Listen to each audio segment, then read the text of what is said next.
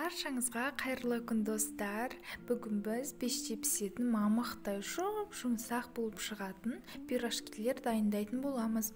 Еще әдемі қылып пирожкиді түю жолдарын үйрететін боламын. Сол үшін видеоны соңына дейін қарап, менімен бірге дайындап көріңіздер.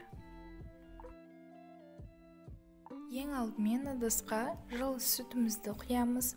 Оның үстіне құрғақ ашытқыны саламыз. Содан соң 2 ас қасық қантты салып, жақсылап венчиктің көмегімен қант ерігенше араластырамыз.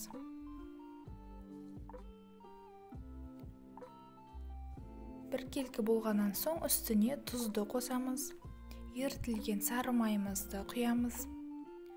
Содан соң жұмыртқаның ағын қосамыз, ал жұмыртқаның сарысы пирожкидің бетіне жағуға керек болады. Енді барлығын араластырып аламыз.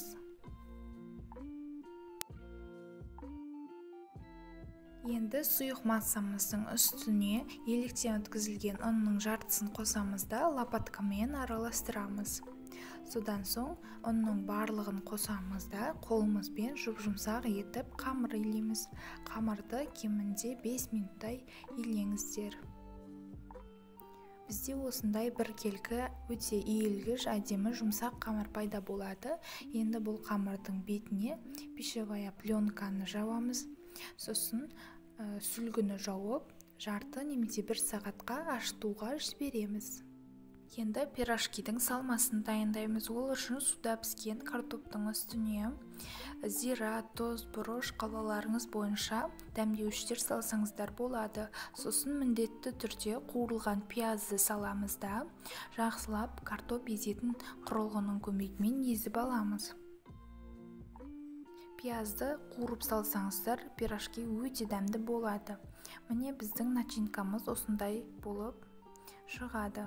Енді ашыған қамырымызды алып, бірнеше бөліктерге бөлеміз. Өздеріңіздің қалауларыңыз бойынша дәу немесе кішкентай қылып бөлсеңіздер болады. Мен кішкентай қылып бөлдім.